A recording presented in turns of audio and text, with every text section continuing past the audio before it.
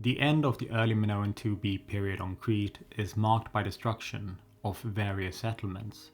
Yet the destruction on Crete was far less widespread than most other areas around the eastern Mediterranean. Crete as an island seemed to have been mostly spared, with many settlements being continuously occupied into the early Minoan III period. We can certainly imagine that the loss of trade and potential impact of a changed climate, which has been observed in the Near East, certainly had a negative impact and set back some of the social and economic development which had been observed in the previous periods. In many ways, the early Minoan III was a period of isolation for Crete. Eastern Crete was certainly hit the hardest, with many sites being abandoned, which might indicate a period of warm weather and potentially drought, as Eastern Crete is far drier and receives both less precipitation and snow coverage than the remainder of Crete. Some of the population of the many small settlements by the coast abandoned their homes and ventured up to higher elevation by the mountainsides to establish new settlements at more easily defensible locations.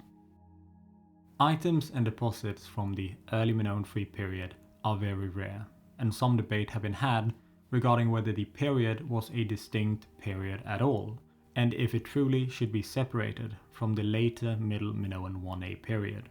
The defining feature, however, of the early Minoan III period is probably the emergence of a new style of pottery, specifically the so-called light on dark painted style, which shows up at the few settlements around eastern Crete.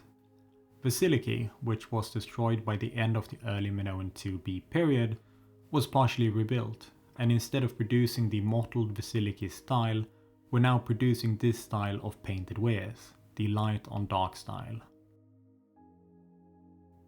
We find the same style of pottery at the cemetery at Moklos, where the house tombs from the early Minoan IIA period still saw frequent use.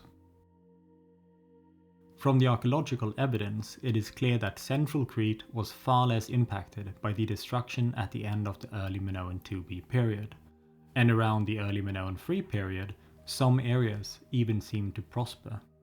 At Knossos, large building projects were undertaken.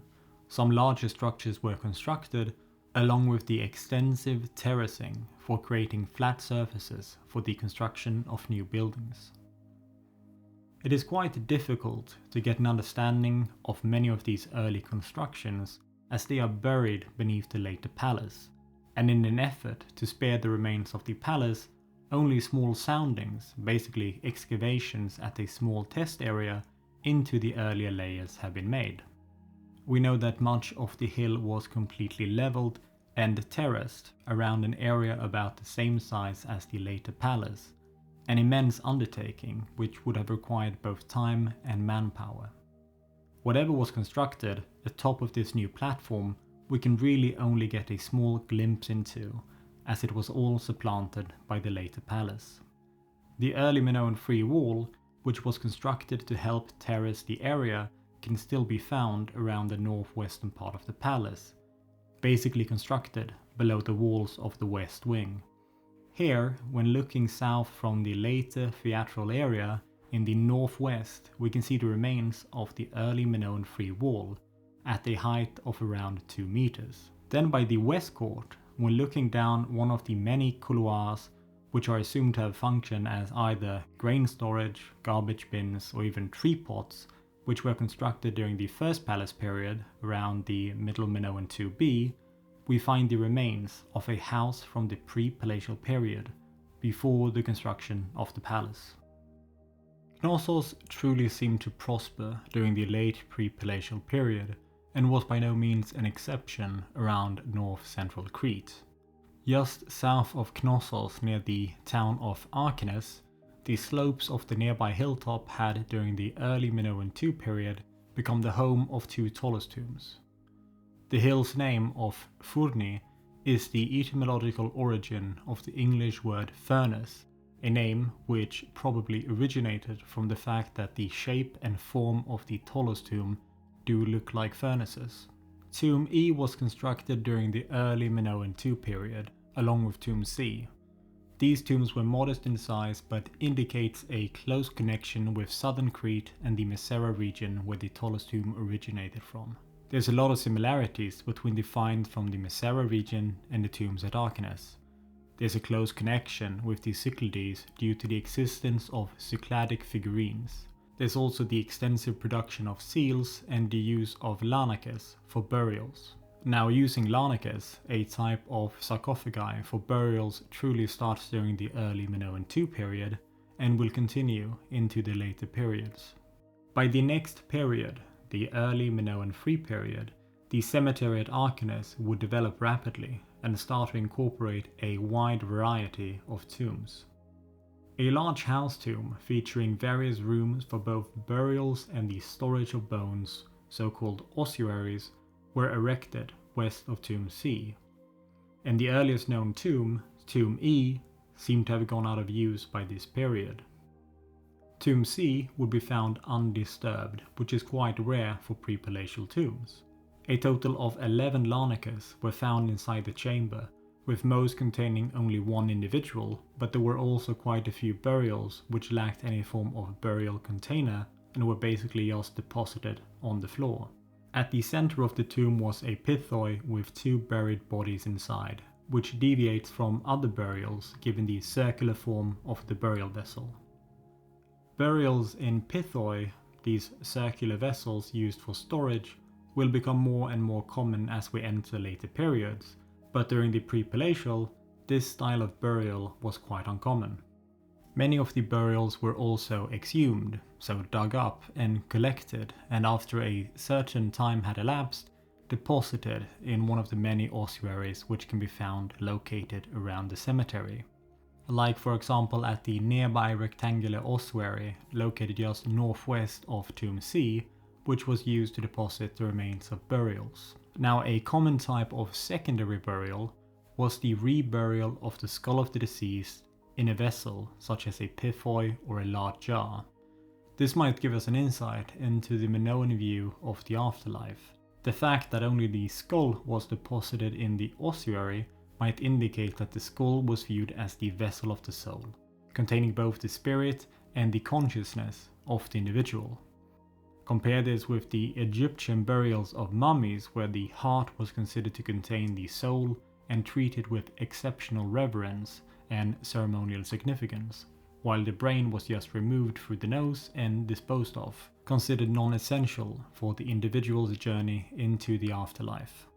The expansion of the cemetery at Archanes Phourni would continue into the Middle Minoan period, where it reached its largest extent. The rectangular complex of Tomb B, constructed around 2000 BC, when Crete moved from the early to the Middle Minoan, is a true monumental structure and a great example of the prosperity at the site during this period. Probably created as the resting place of the local elite, Tomb B certainly surpasses any previous building at Archanes and incorporate various new and old features into its design. Looking at another photo overlooking the cemetery, we can see the modern town of Archanes in the background. To the right, we see the remnants of the early Minoan III house tombs and ossuaries, and to the left the impressive Tomb B complex. The tomb would have been created as a 2-story building, but now only the ground floor remains. Viewing the complex from the northeast, we can see the inside of the circular tallest chamber. The entrance to the room would have been to the south, and during its construction there would also existed an eastern chamber, which no longer remains. From the inside we can see the eastern chamber to the left and the original entrance to the right. The room is certainly shaped like a tallest tomb, with its circular structure. There also exists a bench which runs along the wall of the room, which indicates a ceremonial purpose. The long entrance, or dromos, to the room faces south-southeast, and not directly towards the rising sun, which deviates from the common eastern direction of the entrance which are found among most tallest tombs. 2 adjacent chambers were also constructed and seem to have been used for burials during the Middle Minoan all the way up into the later part of the Bronze Age. There is also 2 small chambers by the northwest of the tallest tomb, which are not accessible from the room itself and would probably have been accessed from the second floor. The two chambers were also used for burials, and both lanakes and large vessels were deposited containing the remains of buried individuals. Inside this large jar found at Phourni were the remains of a small child which had died at a young age and were later buried in the smaller building south of the larger complex. Another room within the complex, which certainly is unique for the Middle Minoan 1A, is a pillar crypt located just south of the Tholos tomb.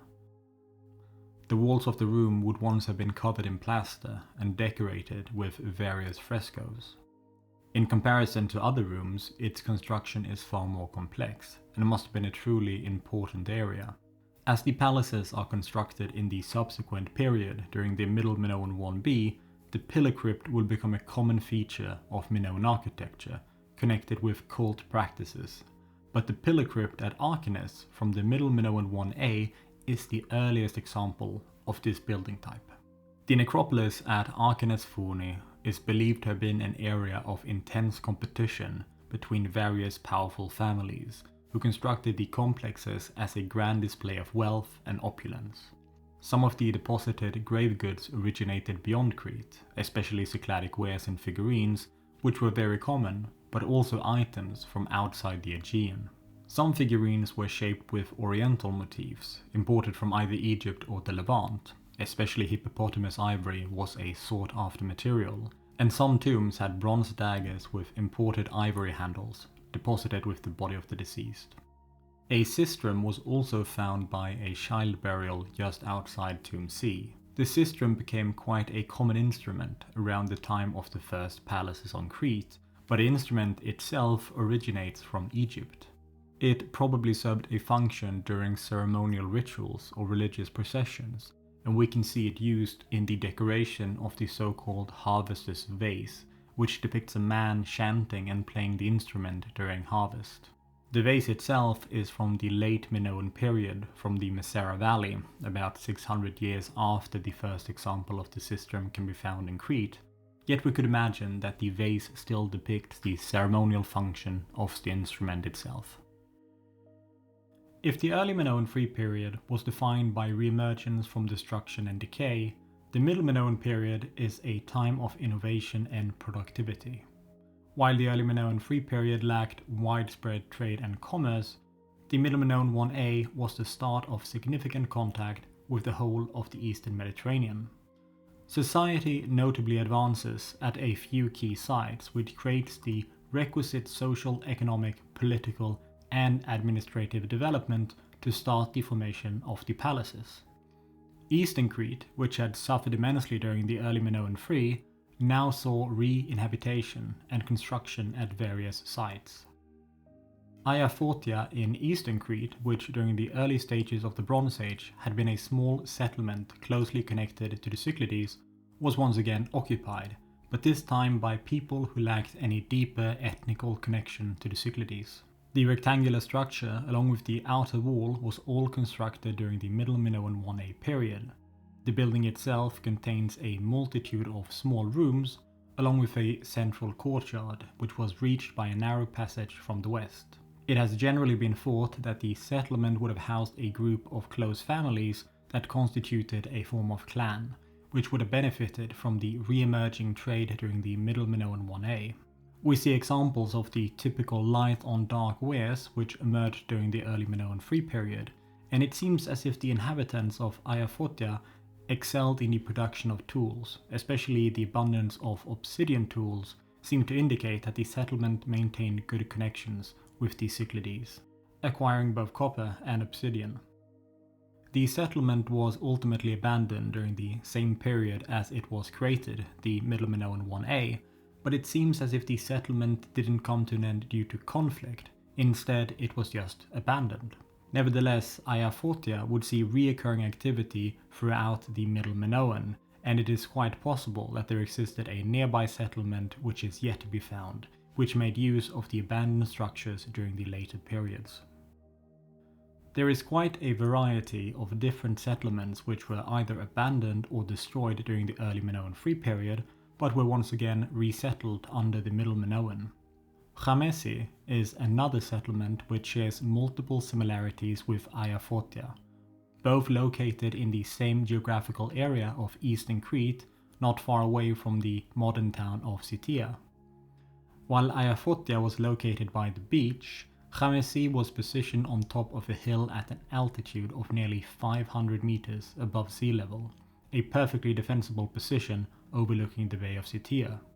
From the settlement you can even see the ocean and Photia as well, as there is no more than 12 kilometers between the settlements. What really have made people draw parallels between the two settlements is the similar building plan, and given that both settlements were contemporary, constructed during the Middle Minoan IIA period, the similarities have led to some speculation around a regional construction style. A construction style with a large outer defensive wall constructed in a rectangular or oval shape, and a main building with a central court which gives access to all areas of the building. If we look at the plan of Chamaizi, we can much more easily see how the entrance to every room is funneled towards the central courtyard, and here a deep cistern was dug out for storing rainwater which fell along the roof and collected at the center. The central cistern would enable the inhabitants to collect water even during dry periods and greatly benefit from the oval structure of the settlement, as the water is allowed to funnel along the roof to a single point for collection. When Chamaizi was first discovered, it was hypothesized to have been a form of sanctuary, a religious structure atop of a local hill looking out over the surrounding area, meaning it could also be seen by all the lower positioned settlements in the region. The central courtyard could therefore have been a ceremonial courtyard with an altar. During the excavation, a few figurines were also found which were either shaped like humans, anthropomorphic, or like animals, zoomorphic. Some of these anthropomorphic figurines display both men and women solemnly staring forwards with their hands fixed as if praying, which is why it is generally believed that these figurines depict people engaged in worship. These types of figurines had been found many times before, especially at so-called peak sanctuaries. Now we know quite well that Chamaizi was by no means a peak sanctuary, due to the small number of figurines which have been found and the fact that construction atop of peak sanctuaries started far later. But the late pre-palatial was the start of a new religious phenomena of worship at open-air sanctuaries on local peaks. Some prominent peaks around densely inhabited areas were selected for worship during this period. They were generally easily accessible, stood out in relation to the nearby landscape, and could be seen from anywhere around the region.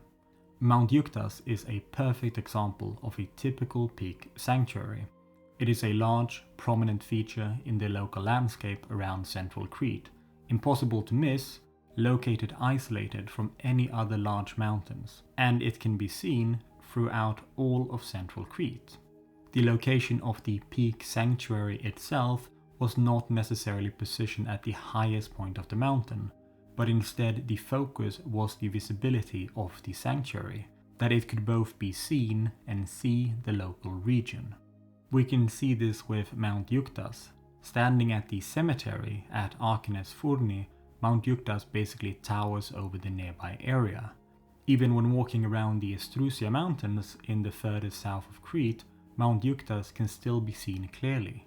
It can also be seen from the central court at Knossos, and it is not surprising that the mountain would acquire a unique religious role for the people inhabiting the Kefala hill at Knossos, as it is such a defining part of the landscape.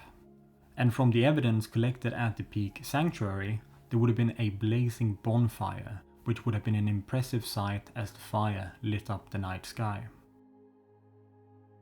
The late pre-palatial period is generally regarded as the start of worship at the first peak sanctuaries. Some may have started as far back as the Early Minoan II period, but generally it is during the Early Minoan III and the Middle Minoan IIA that religious activity at most peak sanctuaries started.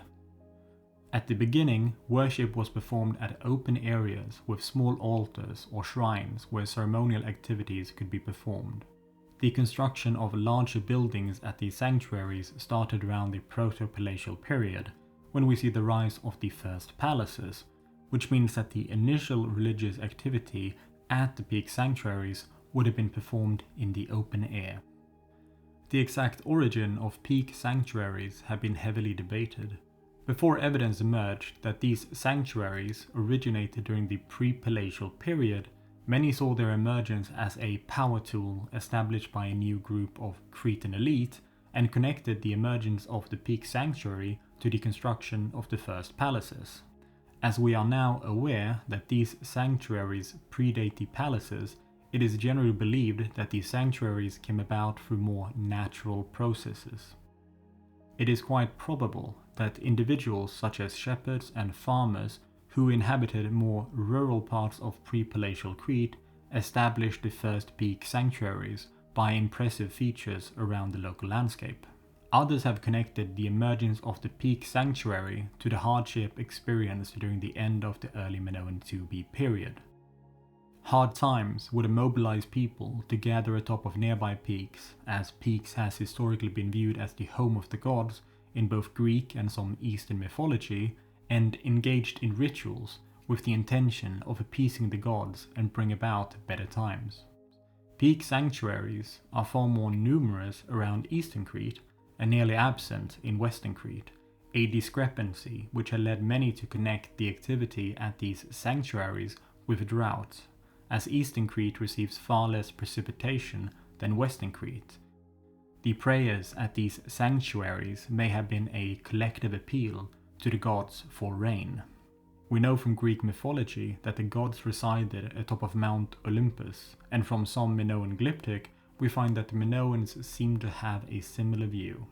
At the time of the Archaic and Classical period, many of these peak sanctuaries continued to function as places of worship for the gods in the Greek pantheon. Today many Greeks make the pilgrimage to Orthodox chapels located atop of mountains which previously were Minoan peak sanctuaries to worship, continuing a at least 4,000-year-old tradition. From the early votive offerings found at peak sanctuaries, we can quickly get an insight into the worries and fears which occupied the minds of the Minoans. Animal figurines are amongst the most common form of votive offerings left at peak sanctuaries during the pre-palatial period. Probably farmers and shepherds whose well-being and survival was completely dependent on the health and fertility of the animals. We see various figurines of cattle, some as a complete figurine and some of only parts of the animals, such as the head or hoof. We might imagine that offerings of partial parts of the animal's body might have been an appeal to the gods to heal, for example, an inflamed hoof. All figurines, however, did not address a specific problem for the gods to remedy, and were instead more general, displaying, for example, a healthy herd grazing together, probably an appeal for posterity and health of the herd itself. Just like the zoomorphic figurines sometimes featured individual limbs or part of the animal, so did anthropomorphic figurines feature individual body parts of humans, probably with the same intention to alleviate pain or injury or remedy diseases or other ailments. Most complete full-body human figurines are often stood in a fixed position, probably engaged in worship, with women holding one arm to the chest and the other raised, while men take a more attentive stand with both hands raised to the chest, a form of saluting or immense devotion. The stance is often referred to as the adorant pose or votary pose, but I think the adorant pose is most fitting. Some figurines were more elaborate, like this figurine of a seated woman with what seemed to be a swollen left leg. Another common feature amongst female figurines is the swollen belly, which would indicate pregnancy, and in the hopes of carrying favor with the goddess, survive childbirth and have a healthy child, votive offerings were made at the sanctuary in form of a pregnant female figurine. Interestingly enough, at the time of the first peak sanctuaries, we also see a similar form of cult-like activity start to take place at various caves. Many of these caves were, like the peak sanctuary, positioned at an altitude, which means that they could be seen from the nearby settlements. The Sycro cave up by the mountains of the Leceti Plateau, which saw frequent use as a burial cave during the early Minoan, began to function as a cave sanctuary as we move into the Middle Minoan period. We will further discuss both peak and cave sanctuaries as we enter the proto-palatial period. It is also during the Middle Minoan IIA we start to see the development of the light on dark pottery with various examples of polychrome pottery, consisting of more than 2 colors, which starts to be produced all around central and eastern Crete. The motifs became more complex than the repetitive geometric patterns which defined the light on dark wares during the early Minoan Free period. Instead, we find more abstract patterns, some inspired by wildlife or nature. It is also during the Middle Minoan IA we start to see the light on dark pottery style become an island-wide style, produced and found all around Crete. Crete, which had been defined by heterogeneity and a mosaic of cultures, now start to show sign of a more unified culture discernible throughout the whole island. It seems as if the homogenization of Cretan cultures to a more unified Minoan material, religious and architectural culture starts in this period. While most smaller settlements saw noticeable growth, it is the large towns of Knossos, Phaistos and Malia which saw a rapid population increase as well as increased urbanization. Within these settlements, we also see the emergence of an elite or royal group of individuals which exercised both economic and political power over the local region.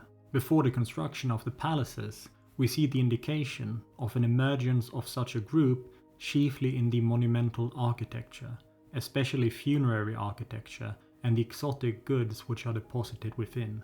The cemetery at Archanes Phourni, which we discussed previously, certainly gives us a picture of a local elite class.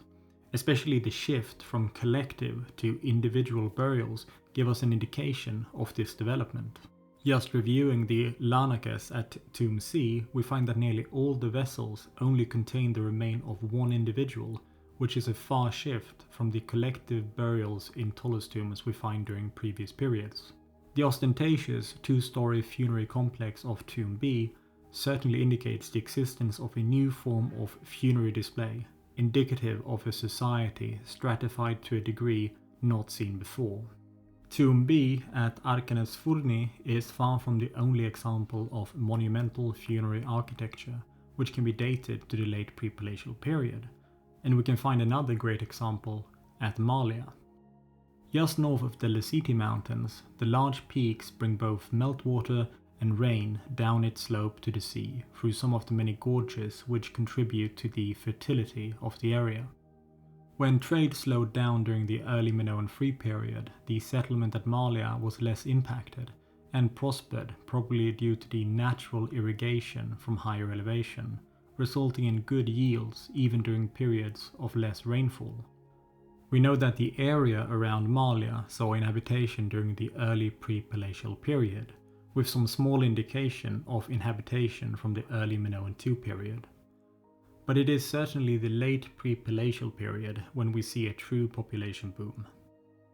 At the end of the pre-palatial, Malia would have been one of the largest towns around Crete, together with Knossos and Phaistos, probably achieving a population above 5,000 inhabitants as the construction of the first palace was started.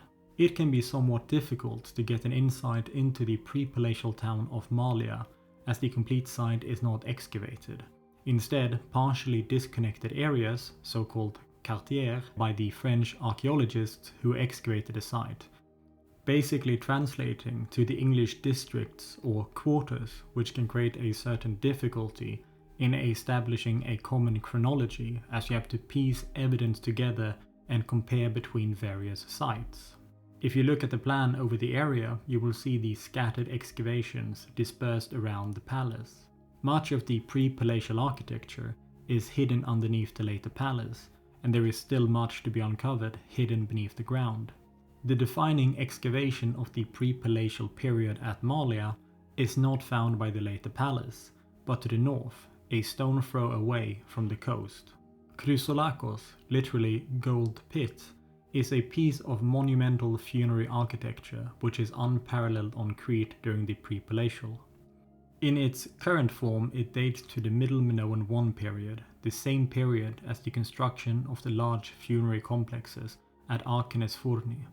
But in comparison to the complexes at Phourni, Chryssolakkos dwarfs the structures, being noticeably larger, covering an area of around 1200 square meters.